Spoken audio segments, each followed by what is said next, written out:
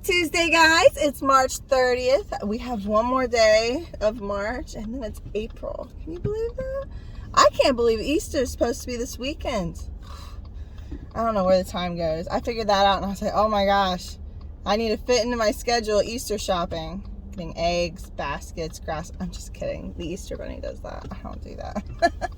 Today's about doctors. And doctors need a huge shout out because they have been through the ringer this past year, millennia. I don't know. It feels forever. But like COVID, man, just the preparation and then the overwhelming visits. I mean, I know I've gone to the doctor way more lately because of COVID. Because anytime I get a sinus infection or I get sick, I have to go and get tested because I can't go back to work with a cough. Or they're going to think I have COVID. And then, you got to double check because it affects people differently. So, doctors, they've been extremely busy and they need a huge shout out because they are the heroes. It's also National I Am in Control Day. It's like a namaste. I am in control. It's a mantra that sometimes when times are tough, when you feel like your patience is wearing down very thin, you just gotta say, I am in control. I got this. Just do it. Get it done. Got this. I'm in control.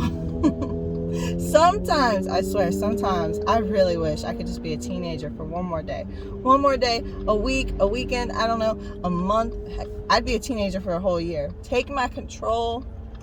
Let me just go with the flow, do as I'm told, and just relax. Not have to make any decisions, not have to be responsible for anybody. Those were the good old days.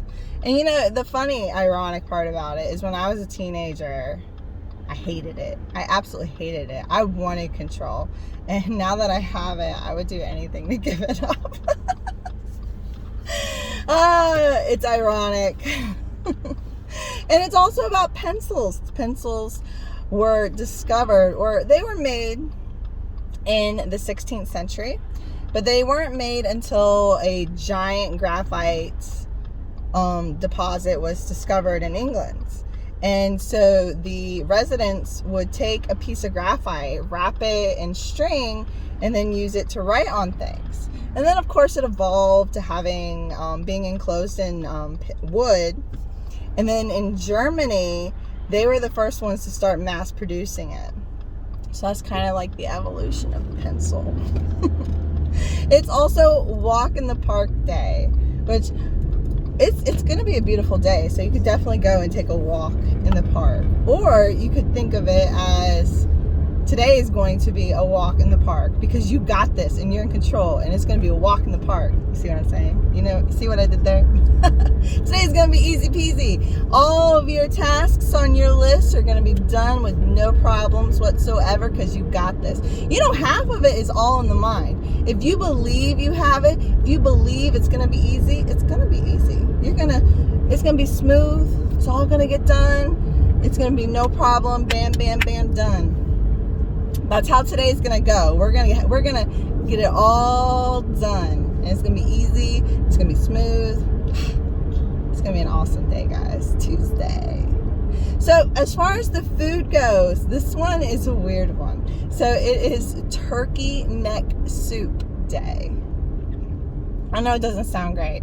So and really, turkey neck can't really be used for very much else because it's not like you can make a steak out of turkey neck. It has all those tendons and there's not much meat to a neck. But there are a lot of chefs who absolutely abhor, big dislike, throwing away any piece of the animal. They want to use everything. There's no waste. Everything is used. And to those chefs, this is one of those dishes that, what else do? You make a soup out of it. And of course, you get a lot of flavors out of the pieces of neck. You throw some onions in there, some carrots, some celery. And then you have a really flavorful, delicious soup. So there you go, Turkey Neck Soup Day. So next time you have an entire turkey, not just the version that you get from the store, which is already limiting, like removing the pieces, the unpleasant cooking pieces. But like for chefs who go straight from farm to table, they have the entire animal and they gotta use every piece of it.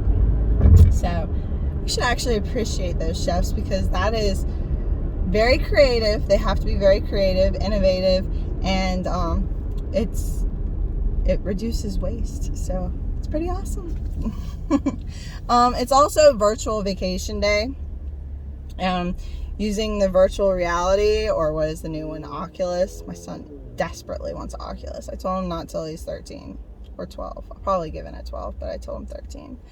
But you can actually go on a virtual vacation. Yeah, virtually. I can't do that as much because I get vertigo with video games, which stink because I love playing video games. I just can't do it because I get so dizzy. But I do it differently. So what I do is I go onto Google Maps, and I'll even just take a quick 15-minute vacation.